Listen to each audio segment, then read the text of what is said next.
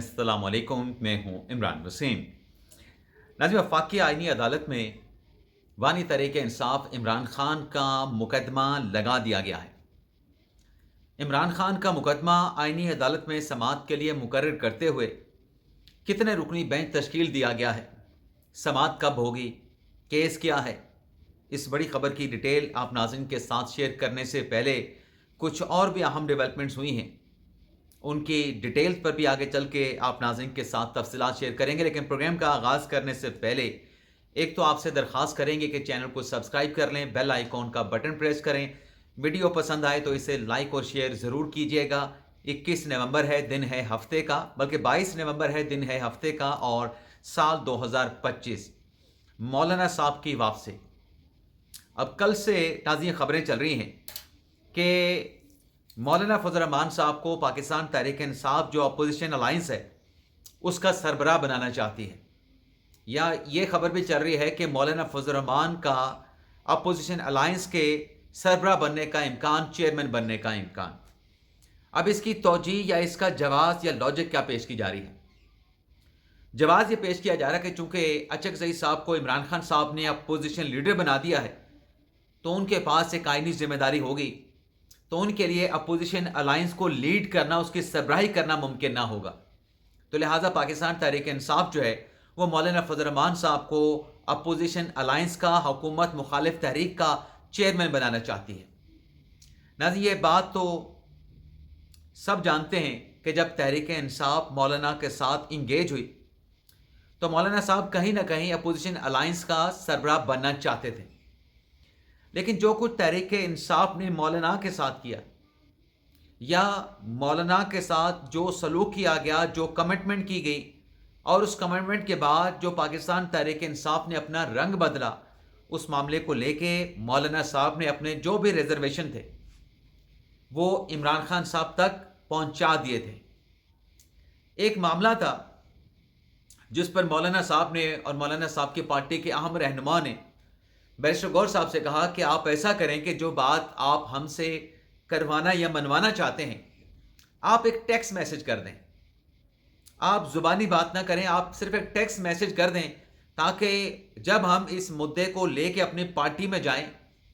तो आपका वो मैसेज हमारे पास जो है एक रिटन सबूत के तौर पे मौजूद हो। अब मौलाना फजल रहमान साहब तहरीक इंसाफ के उस मैसेज का इंतज़ार करते रहे, मौलाना साहब की पार्टी के रहनुमा उस व्हाट्सएप पैगाम का इंतज़ार करते रहे या मैसेज का इंतज़ार करते रहे, लेकिन तहरीक इंसाफ ने वो मैसेज नहीं किया। और इस दौरान जब आज़म सवाती साहब ने इमरान खान साहब के साथ मुलाकात की और बाहर आकर ये बताया कि इमरान खान साहब ने मुझे एस्टेब्लिशमेंट के साथ, आसिम मुनीर साहब के साथ राब्तों का टास्क मैंडेट दे दिया है, तो मौलाना साहब ने तहरीक इंसाफ को ये पैगाम भिजवा दिया कि ये आप क्या कर रहे हैं। एक तरफ तो आप ये कहते हैं कि एस्टेब्लिशमेंट के खिलाफ हमने तहरीक चलानी है और वो हमारी तहरीक एस्टेब्लिशमेंट और मौजूदा निज़ाम और हुकूमत के खिलाफ होगी, लेकिन दूसरी तरफ आपकी पार्टी के जो लोग हैं उसको मैंडेट दिया जा रहा है। मौलाना साहब ने पैगाम पीटीआई को ये पहुंचाया कि आप हमारा कंधा इस्तेमाल करके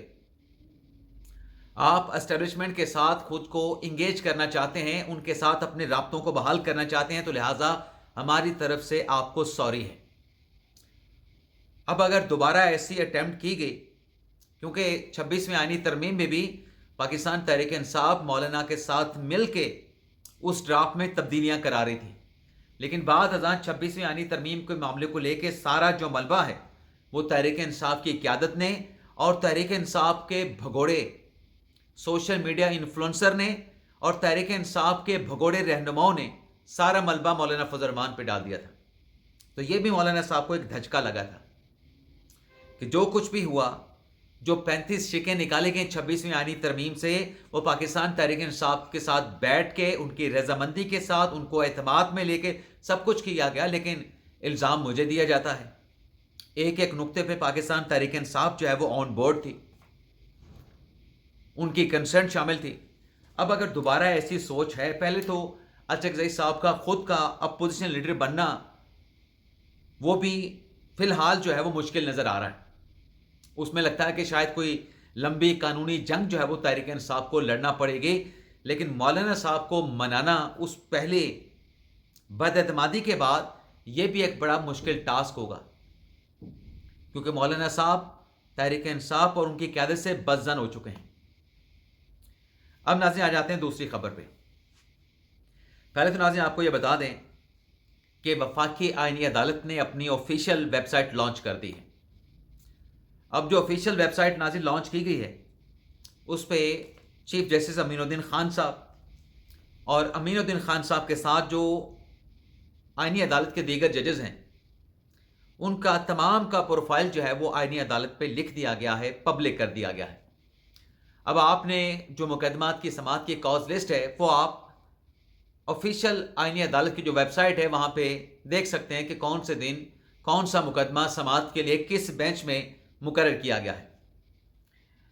اب خان صاحب کا کون سا مقدمہ سماعت کے لیے مقرر ہوا ہے، اس پہ آنے سے پہلے ناظرین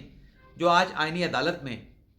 اسلام آباد ہائی کورٹ کے 4 ججز نے جو سی ایم میں جو متفرق درخواست گزاری ہے، جس میں اسلام آباد ہائی کورٹ کے 4 ججز نے آئین پاکستان پہ، وفاقی آئینی عدالت پہ جو عدم اعتماد کا اظہار کیا ہے، اس خبر کی ڈیٹیل پہلے آپ کے ساتھ شیئر کر لیں۔ اسلام آباد ہائی کورٹ کے 4 ججز محسن اختر کیانی صاحب، جسٹس بابر ستار صاحب، جسٹس سردار اعجاز اسحاق صاحب اور جسٹس سمن رفت امتیاز صاحبہ، ان کی طرف سے یہ متفرق درخواست جو ہے وہ آئینی عدالت میں دائر کی گئی ہے، جس میں یہ کہا گیا ہے کہ جو 24 نومبر کو آئینی عدالت کا جو 6 رکنی بینچ ہے جس کو امین الدین خان صاحب ہیڈ کر رہے ہیں، جس میں جسٹس رضوی صاحب ہیں، جس میں جسٹس باقر نجوی صاحب ہیں، جس میں جسٹس کے آغا صاحب ہیں، جسٹس روزی خان صاحب ہیں، جسٹس ارشد حسین شاہ صاحب ہیں،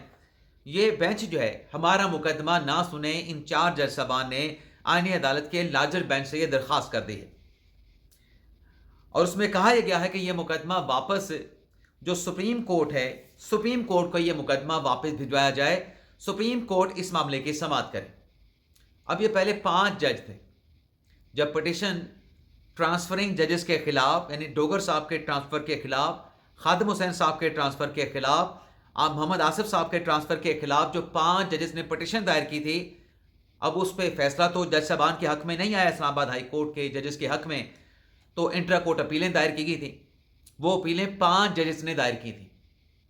اور ان میں جسٹس طارق محمود جہانگیری صاحب بھی شامل تھے، لیکن جن 4 ججز نے آئینی عدالت پہ اعتراض کیا ہے، 24 نومبر کی سماعت پہ سوال اٹھایا گیا ہے، ان میں جسٹس جہانگیری صاحب نہیں ہیں، یعنی جسٹس جہانگیری صاحب وفاقی آئینی عدالت پہ اور 27ویں آئینی ترمیم پہ کسی قسم کا اعتراض نہیں اٹھا رہے ہیں۔ لیکن آج ان 4 جج صاحبان نے جو پٹیشن دائر کی ہے، اس پٹیشن میں ان کا یہ کہنا ہے کہ مطلب اس کا خلاصہ یہ ہے کہ یہ جج صاحبان جو 4 ہیں یہ 27ویں آئینی ترمیم کو نہیں مان رہے، اور یہ ناظرین جب کوئی جج حلف اٹھاتا ہے، اس حلف میں یہ کبھی نہیں لکھا ہوتا کہ آئندہ چل کے مستقبل میں اگر ترمیم ہو جائے گی تو جج کو نیا حلف اٹھانا پڑے گا۔ آئین میں جیسے جیسے ترامیم ہوتی جاتی ہیں، جج کا جو آلریڈی اٹھایا گیا حلف ہے، اسی حلف کے تحت ان ترامیم کے بھی جج صاحبان تابع ہو جاتے ہیں، یعنی ان ترامیم کو کی پابندی، ان کو ماننا ان پہ لازم ہو جاتا ہے۔ اب یہ 4 جج صاحبان جو کہہ رہے ہیں کہ 27ویں آئینی ترمیم کو ہم نہیں مانتے، یہ مجاز جو اتھارٹی ہے اس نے 27ویں آئینی ترمیم نہیں کی۔ اگر ناظرین ایسا ہی ہے، اگر اختیار آئینی عدالت کے پاس نہیں ہے اس نوعیت کے مقدمات سننے کا، انٹرپریٹیشن کے، چاہے وہ کانسٹیٹیوشن کی انٹرپریٹیشن ہے، چاہے وہ لا کی انٹرپریٹیشن ہے، تو پھر 2 جج صاحبان نے استعفیٰ کیوں دیا تھا؟ منصور شاہ صاحب نے، اطہر من اللہ صاحب نے، اگر اختیارات انٹرپریٹیشن کے سپریم کورٹ کے پاس ہی ہیں، وہ جج صاحبان استعفیٰ دے کے کیوں چلے گئے تھے؟ ان جج صاحبان نے تو کہا تھا کہ ابھی ایپلیٹ فورم سپریم کورٹ بن گئی ہے، انٹرپریٹیشن کے معاملات آئینی عدالت کے پاس چلے گئے ہیں، لیکن ان 4 جج صاحبان نے اس آئین کو پلٹ کے رکھ دیا ہے، اس 27ویں آئینی ترمیم کو یہ ماننے کے لیے تیار نہیں جو کہ پارلیمنٹ کی جانب سے، چلیں صحیح یا غلط، لیکن وہ ترمیم ہو چکی ہے، اس کا جوڈیشل ریویو ہو سکتا ہے، لیکن جب تک جوڈیشل ریویو نہ ہو یہ 4 جج صاحبان اس آئینی ترمیم کو ماننے کے پابند ہیں۔ اب 4 جج صاحبان کر کیا رہے ہیں؟ آئین کی کتاب کو ردی کی ٹوکری میں کیسے پھینکا جا رہا ہے؟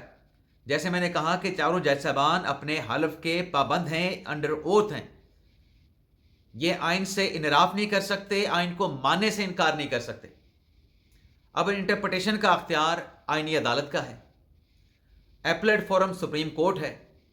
یہ 4 جج صاحبان آئینی درخواست دائر کرتے ہیں تو سپریم کورٹ میں کرتے ہیں. اب سپریم کورٹ میں تو اختیار جب سپریم کورٹ کا ختم ہو چکا ہے، جو آپ حلف اٹھاتے ہیں اس میں یہی کہا جاتا ہے نا کہ میں آئین کے تابع رہوں گا، آئین کے ایک ایک آرٹیکل، ایک ایک شق کی پابندی کروں گا. تو جب سپریم کورٹ کا وہ اختیار رہا ہی نہیں اس کے پاس آئینی مقدمات سننے کا، تو پھر یہ جج صاحبان کس آئین کے تحت، انڈین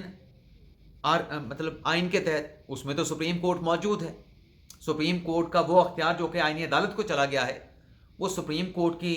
انڈیا کے سپریم کورٹ کے پاس موجود ہے. کیا انڈین کانسٹیٹیوشن کے تحت یہ درخواستیں سپریم کورٹ میں دائر کر رہے ہیں؟ اچھا، یہاں پہ تو اعتراض لگ گیا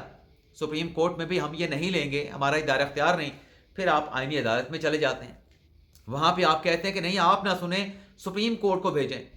سپریم کورٹ میں ہماری انٹرا کورٹ اپیلیں سنی جائیں. بھائی سپریم کورٹ آپ کا مقدمہ سننا تو درکنار، آپ کی درخواست لینے کو تیار نہیں. تو ناظرین، سوال یہ پیدا ہوتا ہے کہ یہ جج صاحبان چاہ کیا رہے ہیں؟ اب پٹیشن میں ان 4 جج صاحبان کا کہنا ہے کہ جو 1973 کے آئین کے جو سیلینٹ فیچر تھے ان کو تبدیل کر دیا گیا 27ویں آئینی ترمیم کے ذریعے. میں شرط لگا سکتا ہوں 1973 کا آئین جب بنا تھا اس میں سیلینٹ فیچر، 1973 کے آئین کے جو سیلینٹ فیچر تھے وہ ڈیفائن نہیں تھے. یہ سیلینٹ فیچر کی جو ٹرم ہے، سیلینٹ فیچر کا جو کنسپٹ ہے، یہ سپریم کورٹ نے اپنے فیصلوں کے ذریعے دیا تھا. جیسے سپریم کورٹ نے 63A کا فیصلہ دیا، جیسے سپریم کورٹ میں پریکٹس اینڈ پروسیجر جو ایکٹ تھا اس کو سسپینڈ کر دیا گیا، جیسے سپریم کورٹ نے آڈیو لیک کمیشن کو کام سے روک دیا گیا. سینٹ کے انتخابات سے متعلق سپریم کورٹ نے کیا فیصلہ دیا. تو یہ ماضی میں جس سپریم کورٹ کی بات کی جا رہی ہے کہ تشریح کرنے کا اختیار سپریم کورٹ کا ہے، وفاقی آئینی عدالت کا نہیں، وہ سپریم کورٹ اٹ سیلف کیا کرتی رہی. سیلینٹ فیچر جیسے میں نے کہا 1973 کے آئین میں نہیں تھے. یہ سیلینٹ فیچر 21ویں ترمیم ملٹری کورٹس کے قیام سے متعلق کیس میں ڈٹرمن کیا گیا. نہ صرف یہ ڈٹرمن کیا گیا بلکہ اس فیصلے میں بڑی خوبصورتی کے ساتھ یہ بھی لکھ دیا گیا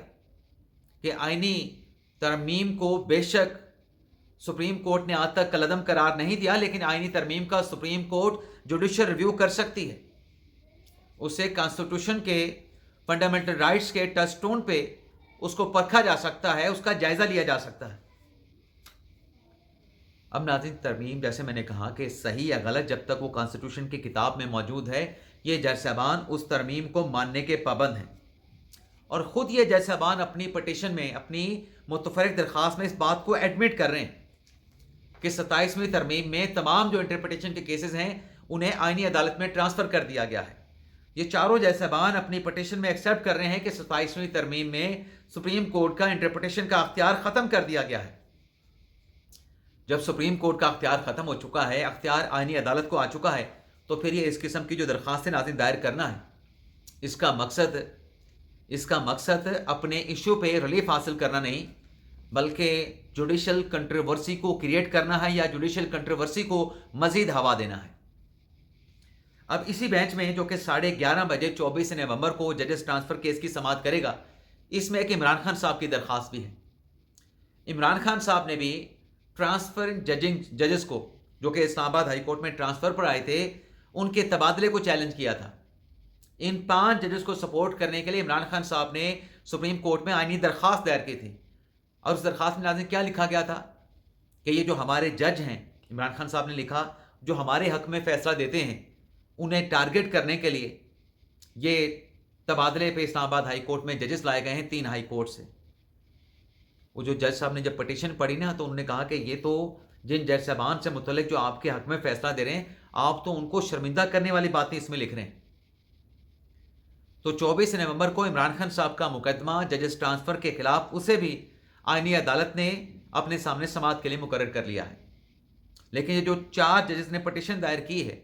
یہ پیر کے دن 11:30 بجے 6 رکنی لارجر بینچ کے سامنے ریکارڈ پہ آئے گی نہیں آئے گی، اس حوالے سے کچھ کہا نہیں جا سکتا، کیونکہ آج کے دن تک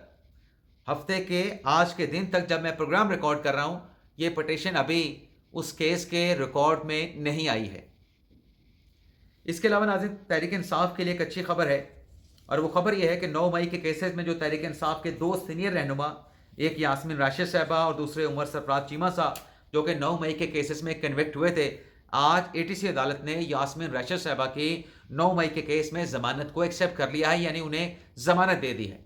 لیکن وہ جیل سے باہر نہیں آ پائیں گے کیونکہ کچھ کیسز میں وہ سزا یافتہ کنوکٹڈ ہو چکی ہیں۔ اور چند روز پہلے ATC لاہور کی عدالت نے جو عمر سرفراز چیمہ صاحب ہیں انہیں بھی ضمانت گرانٹ کر دی تھی، لیکن وہ بھی سزا یافتہ ہیں۔ ضمانت ملنے کے باوجود وہ بھی رہا نہیں ہو سکے تھے کیونکہ 9 مئی میں ان کو سزا یافتہ ڈکلیئر کر دیا گیا تھا۔ تو یہ ناظرین ہمارا ویڈیو لاگ آپ سے اجازت چاہتے ہیں۔ اللہ تعالیٰ ہم سب کا حامی ناصر ہو۔ اپنی دعا میں یاد رکھیے گا۔ پاکستان زندہ باد۔